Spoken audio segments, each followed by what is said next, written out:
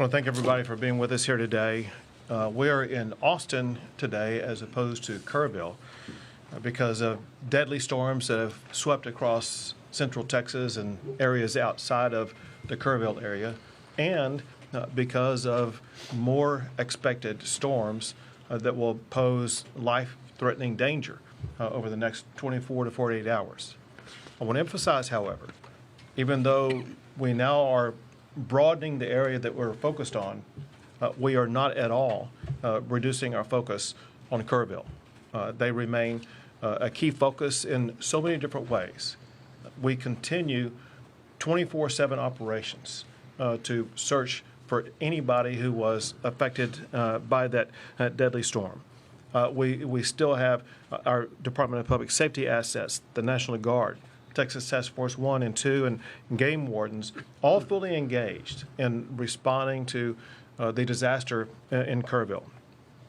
We also intensify our focus on the families affected by this.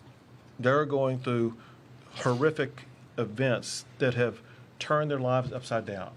We're working to aid them, assist them with regard to counseling, grief, all kinds of things we can do to assist those families. One of the most important things that we can do is to address their greatest concern, and that is there are so many families that are still waiting to learn about their loved one. And we are working 24/7 to get the information that will be able to answer their question. What I can tell you is several things. I had the opportunity yesterday to visit Camp Mystic and get to see firsthand what happened there, as well as all the way downstream after that. And it was nothing short of horrific to see what those young children went through. And we will remain 100% dedicated, searching for every single one of the children who were at Camp Mystic, as well as anybody else in the entire riverbed, to make sure that they're going to be recovered. We know that parents and families, they want information, they want closure, and we want them to know that we are working as swiftly as possible to get them accurate information that will provide that closure. I do want to thank the local officials, city and county and otherwise, who also are working around the clock to make sure they are addressing those concerns. The information I'm going to give you is as of this current moment in time, knowing that this information will constantly change throughout the remainder of today as well as in the coming days. In Kerrville and Kerr County, there are 59 confirmed deceased. There's still 11 missing from Camp Mystic. Separate from there, in the central Texas area, there are confirmed 10 deceased. And across the state, in all the areas affected by flooding, there are 41 known missing. It's important to emphasize this, especially in the Kerrville area. There were so many people who were just camping out, not children in camps, but adults camping out near the river, people in RVs and things like that. There are people who are missing who are not on the known confirmed missing because we don't yet know who they are. We will maintain our ongoing search throughout the entire river system to find anybody who may be missing. One thing that could help this is if you are a relative or friend of someone that you think was in Kerrville or Kerr County that you think is missing, please contact the local officials in Kerr County and let them know that you have the name, identification, and other information about a person who is suspected to be missing. If, however, you don't have confirmed information about that and you're making phone calls, you are slowing down the process of the first responders being able to respond to those who are clearly identified as missing. If you're doing that, you're interrupting official business, and that could be potentially illegal. Call only if you have specific information.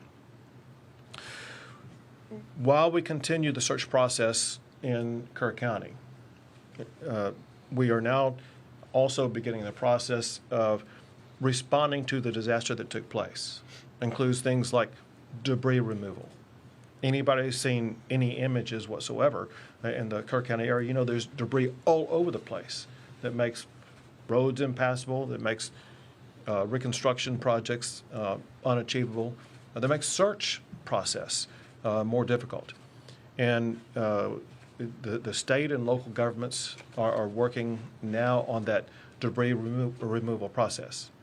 That process is improved because of President Trump's swift declaration of our major disaster declaration.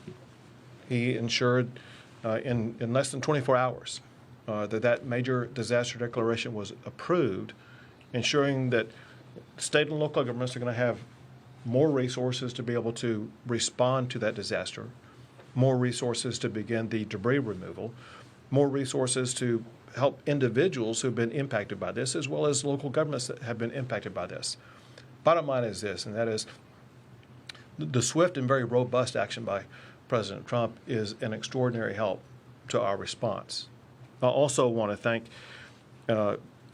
Homeland Security Secretary Kristi Noem, with whom I spent the day yesterday in Kerr County. I've been doing this a long time, and I've never seen anybody as responsive and as quickly in her response as what she was yesterday. She didn't wait to get back to us.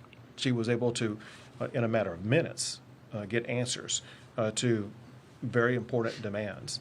And on behalf of the state of Texas, we cannot thank her or the Trump administration enough.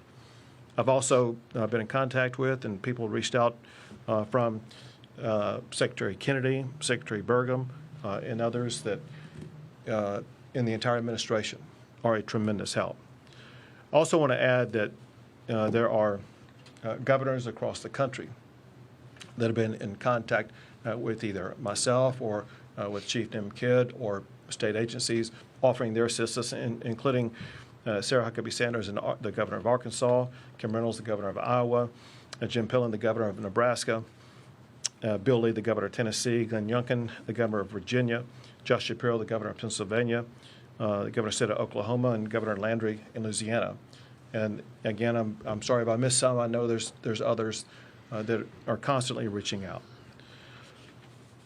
We're here, as I mentioned, in Austin today because there have been lives lost in this greater region. And importantly, there are dangers over the next 24 to 48 hours that could pose public safety threats to people in these regions. There is heavy rainfall that's already occurred, and there's more heavy rainfall that's expected that will lead to potential flash flooding broadly in these regions: the Big Country, Concho Valley, Central Texas, and once again, Kerrville. The point is this: if you're in any of those regions, you need to realize, for one, you're in an area with land that's already saturated with water. But for another, when more water comes down, it could lead to rapid flash flooding events. Now, there's nothing expected at this time to the magnitude of what was seen in Kerrville. That said, flash flooding can occur at lower levels of water than what happened in Kerrville. It's a particular threat for people who are driving on roadways. Some of the lives lost in Central Texas were people who were swept away in vehicles or in similar crossing type situations. Know that rising water on roads can occur very rapidly. You may think that you can drive through it, only to find out when you're in there that it's too late and that you're getting swept away. And so we urge everybody to be extraordinarily cautious for the next 24 to 48 hours. If there's any water on the road, you got to be safe. There's an old saying for a reason, because it's true, and that is, turn around, don't drown. You don't need to get from point A to point B if it's going to risk your life. Your job, the most important thing you can do, is to protect your lives. And taking a step back, for all of us up here, that's our number one job. We put public safety first, and we'll worry about the physical damage second. There are still public safety issues and lives to be saved in Kirk County. There are lives to be saved in all these regions that I just mentioned here. We want our fellow Texans to be safe and secure, and you can do more about that yourself than anybody else can. With that, I think, pass it to you, Colonel. Yes, sir. Colonel Freeman Martin of the Texas Department of Public Safety. It's been a tough 3 days for Texans, and I can assure you here at this table today that everything that can be done is being done. Currently, we have operations going on in several different counties. Williamson County had 3 people missing. They recovered 1, 2 are still missing. Ongoing searching. Burnett County is missing, 2 people missing. The fire chief and a 17-year-old female. The Department of Public Safety is offering any and every resource that we have to help with those searches, whether it be boat teams, rescue, divers, helicopters, drone operators, drones. So there's a lot of work being done. The governor's very accurate. The ground is saturated, so now a little bit of rainfall and watershed can cause issues. Williamson County is well aware of that. The ground was saturated. They knew that it had issues, and they evacuated neighborhoods, which saved lives. All that being done, they still have 3 that were washed away. I'll touch on Kirk County. We have about 230 DPS personnel assigned to Kirk County, and everybody thinks about search and rescue and what we're doing. There's a lot of stuff going on. We're filling every gap, and first off, this is nothing negative about Kirk County. They've got a very good sheriff. Their fire chief is exceptional. Their police chief is exceptional. Everybody's working together. The outpouring of support, there's a lot of volunteers. There's a lot of good stuff going on, but there's a lot of there's just a huge need, and it's a large area. So we're providing 18 tactical marine units with boats. We've got 65 CID personnel assigned, over 230 in total, 11 Texas Rangers, 28 from our Special Operations Group, our SWAT guys. In addition to that, we've got 9 helicopters with tactical flight officers. We're providing cell towers and trying to solve the issues with the radio communications and their cell phone communications. We provided communications operators to embed with them to handle 911 calls and handle calls with concerned family members. Dealing with the families of these missing individuals, there's no higher priority for us than finding those children. We've assigned commissioned personnel and victim service personnel to the family that are working. They're with them 24/7, can answer or address any needs that they have and get them any information they have. This is tough work. Recovering them. So we have victim service personnel there to work with officers that are conducting the search operations additionally. We have some unidentified individuals at the funeral home, adults and juveniles.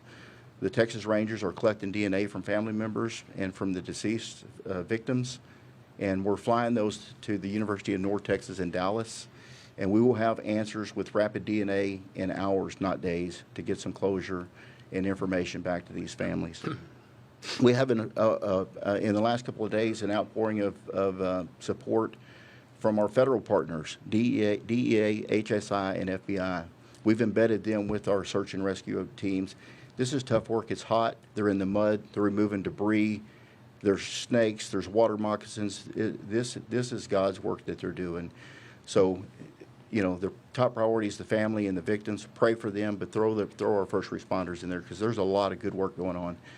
We're not taking away from any resources from Kerrville to pre-stage here. We're pulling from South Texas, West Texas, and North Texas into Central Texas to prepare for our emergency response. We're well prepared. The legislature, the governor, in previous years have been overwhelmingly supportive of law enforcement and gave us the resources, so we're prepared to respond to events like this in multiple regions of the state at the same time. So, Governor, thank you. Thank you very much. Now, General Seltzer with the Texas National Guard. Good afternoon. The Texas Military Department remains decisively engaged across the flood operations area. Our current force composition, we have 230 personnel operating. We're flying 8 helicopters, and we've increased the size of our force of high-profile military vehicles to help evacuate people from high water areas.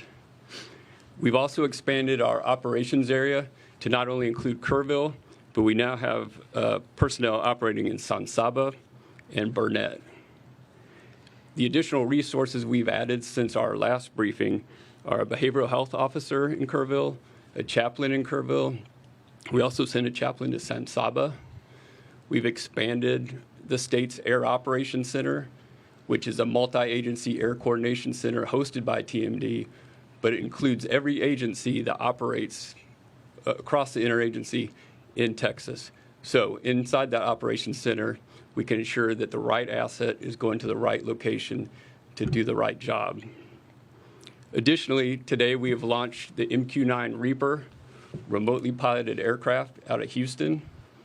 That aircraft departs Houston, goes out over the Gulf of America, and climbs to 18,000 feet, and then along a special FAA corridor, traverses over to the Kerrville area to conduct persistent SAR, persistent incident awareness and assessment operations. It's truly an eye in the sky for our search and rescue people. I'd like to thank the Federal Aviation Administration today. Due to weather at 18,000 feet, we could not transit from the Gulf of America to the Kerrville area. The FAA granted a temporary flight restricted area through a lower altitude, which allowed our aircraft to safely transit across Texas and operate in the Kerr County area. In terms of rescues and evacuations for the Texas Military Department, we have a total of 525 rescues or evacuations. 366 have been by air and 159 by ground. Of those count, 20 ground evacuations occurred in San Saba and 5 air evacuations occurred in Burnett. And that concludes my brief. Thank you, Governor. Thank you. Now with the LCRA, there it is, Phil. Good afternoon. I'm Phil Wilson, General Manager of the Lower Colorado River Authority. I think the most significant message we have in the general area right now is that if and when we get more rain, please stay off the lakes. High the lakes have a lot of debris right now.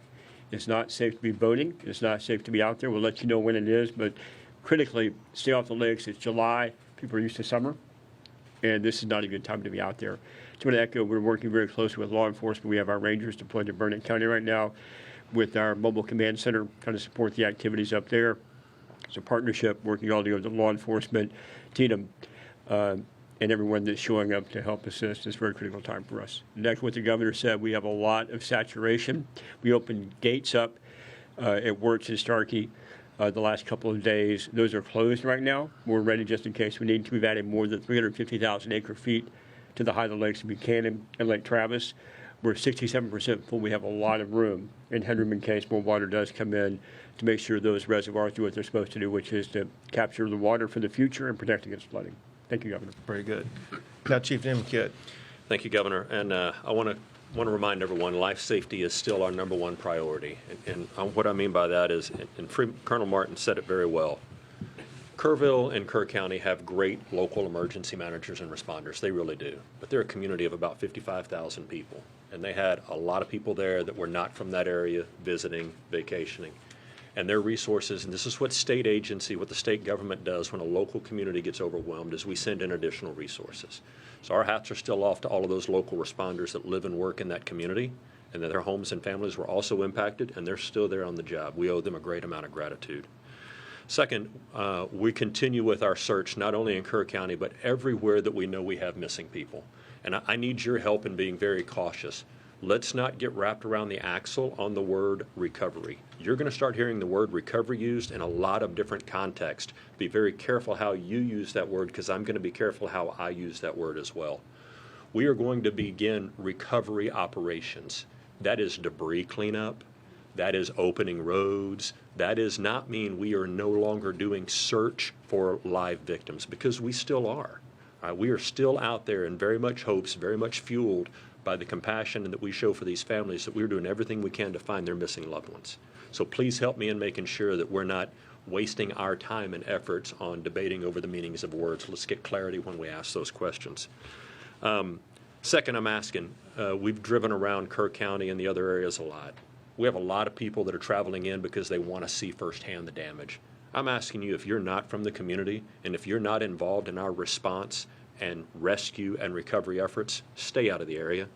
Stay out of the area because you don't know the area.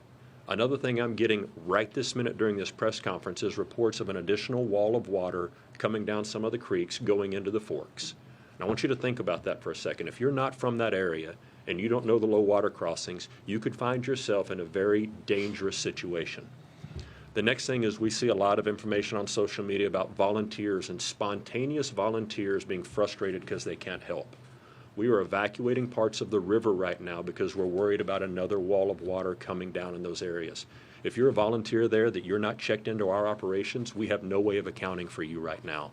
There is a process that we use to get volunteers into the response, and I'm asking for your help and to get that message out. It's not that we think we don't need any help. It's that we want to make sure everyone helping is doing the job that we need, where we need it, and when we need it, and we have the ability to communicate with them. And then finally, I want to talk a little bit about the word recovery as it relates to the President's disaster declaration.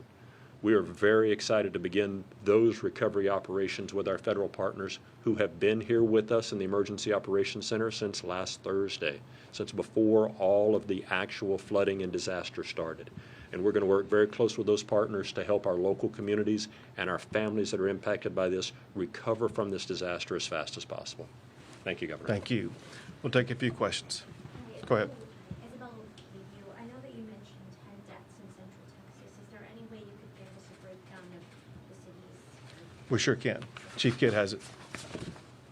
So we're showing, 3 in Burnett County, 1 in Tom Green County, 5 in Travis County, and 1 in Williamson County. And again, those numbers are a few hours old. Those numbers could go up, but that's what we had as the time preparing for this briefing. And you said what county? Tom Green. Tom Green? Tom Green. Yes, ma'am. San Angelo area. Thank You just said something about a wall of water that you're just now getting reports about. Can you talk more about that and what you're seeing there? Yeah, I'll share some of it. So I apologize for looking at my phone during the press conference, but this is the live updates that we're getting right now from the field. Is there are unconfirmed at this point reports of additional water coming in. And as the governor mentioned, there's rain still falling on the area. It's not going to take the same amount of rain that caused this damage to make the current water levels rise up, right? Because the ground is already saturated. So any rain that falls can be perceived as life-threatening rain. And so if you're in a low-lying area, we need you to move yourself out of that low-lying area. We've got DPS aircraft that are flying up to try to find this wall of water right now, and the people in the reported areas, again, unconfirmed, that are on our communication systems, we're asking them to get out of the water and out of the way so that we don't wind up having to do additional rescues. Governor Go ahead. Alabella, CBS Austin, you had mentioned that there are dozens of Central Texans missing. Local resources can't continue searching in the dark of the night. Does this federal disaster declaration mean that we have federal resources to continue searching when it's pitch black? Sure. Well, first of all, on the federal disaster declaration, it applies right now to Kerr County. Let me go back. Let me see the total, my disaster declaration counties. So let me walk you through this. So I made an original state disaster declaration, and then I amended it to add more counties. Let me first go back over those counties, then I'll explain to you what's going on. Under the state disaster declaration includes the following counties: Bandera, Bear, Burnett, Caldwell, Koch, Comal, Concho, Gillespie, Guadalupe, Kendall, Kerr, Kimball, Llano, Mason, McCullough, Menard, Reeves, San Saba, Tom Green, Travis, and Williamson. That means that because of that the state is providing additional resources for those counties and state-based assistance. On the federal disaster declaration, for the time being, that includes only Kerr County. And they are waiting to see the magnitude of what happens in other counties before they may potentially expand the federal disaster declaration to include other counties. So for now, local resources have to stop search and rescue efforts when they fall. That's not accurate. We have drones and helicopters that have thermal and night vision and FLIR where they can search at night. Our special operations groups have that. And, at the law enforcement level, we don't really wait for a federal declaration. the feds come. They're there, they're helping. They offer assets and resources. This helps with funding and additional resources and bringing in from out of state. But our local federal partners they're very involved. So we've, of course, we're a lot more productive during the day, but we search at night, and we're seeing some really good results, which is good. But the bad news is you will see the death toll rise today and tomorrow. One other thing to add to that is the U.S. Coast Guard, part of the federal government, was here working long before the declaration was granted based on our partnership and relationship. So we still have Coast Guard assets here, and they will operate at night as well. Thank you for the question. Go ahead. Bayless Wagner, Austin, American States. Could you talk a little bit more about the warnings that local officials got, the way that the state and federal government communicated with local officials, and whether you believe that these deaths were preventable? So there were multiple steps taken by the state that I'll let Chief Kidd talk about, but the state began setting up operations in preparation for what could happen in Kerr County. It happened in the early morning hours of the 4th, which is Friday, and the state had pre-positioned assets and resources in and around that area beginning on Wednesday before the storm on Friday. As we learned more on Thursday, more assets were provided in various regions. We knew, based upon predicted weather, certain regions where the rain may fall. There was an inability to know precisely where that rain was going to fall and how much was going to fall where it did fall. And as far as what the locals may have done, Chief Kidd may know more than I, but I would leave it up to them to let you know. And listen, thank you for the question. We need to spend a lot of time trying to answer this question because from a technical perspective, there are multiple warning systems that are out there. And all of us can choose to sign up for warning systems in certain areas depending on the local government that we're in and the way that their system works. There's a lot of talk about a program called WIA, the Wireless Emergency Alert, and IPAWS, the Integrated Public Alert and Warning System, and how they work or sometimes don't work. And then you have areas where there is no cell phone coverage. And if there's no cell phone coverage, it doesn't matter how many alert systems you sign up for, you're not going to get that. And then there's the NOAA weather radios from the National Weather Service. I'll ask you, how many of you have a NOAA weather radio by your bed at home? And so there can be all kinds of alert systems that are sent, and we know that some were sent, some general messaging was sent early, some urgent warnings were sent at various times, but just sending the message is not the same as receiving the message, having a plan to do something when you receive the message, and then the ability to implement that plan. And so I really would love to have a separate conversation with all of you about how we can continue to get the message to the public about what they need to do when they get a message, what they should do when that message is received, and how they communicate that back to their loved ones and family members. Let me add this also, and I don't know if you guys saw this, but the city manager for Kerrville explained that on the morning of the 4th, he was out jogging at about 3:30 in the morning, and it just then began to rain a little bit. He got home and saw that it rained a little bit more, and he saw after that the torrent of water that was coming down the river. And the point that he made was that by the moment in time when they knew the magnitude of the water, it's a difficult decision whether or not to begin evacuating people or not, because if you have a warning telling everybody to evacuate, you could actually lead them to their death. We know that some deaths in Kerrville were people who died who got swept away who were trying to evacuate. And so local officials know the best about the terrain, about the danger spots and things like that, about who might be able to evacuate, those that would just be getting into a more dangerous situation. You talked in what you just said kind of about expertise and about just knowing the area, and that extends also to the National Weather Service folks who are in those offices and have years and years of experience. There are currently 6 vacancies in the local, the National Weather Service office that cover Kerr County. What is your perspective on how that could have impacted the warnings that you all were able to get and how accurate the information you all were able to get? So I know nothing about the staffing. What I do know is what they put out. And it's my understanding that what they put out was kind of the information that the state was operating off of, and that is that there were alerts or warnings about heavy rain, potential for flash flooding in certain areas.